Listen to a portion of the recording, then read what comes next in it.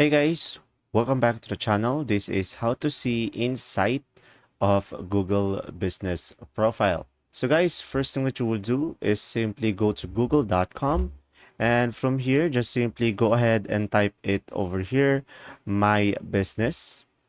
And from here you should be able to see here your business that you have. So just simply click on view profile to go to your business profile. And now from here, guys, in order for you to see the insights of your Google profile, just simply click on performance over here, guys.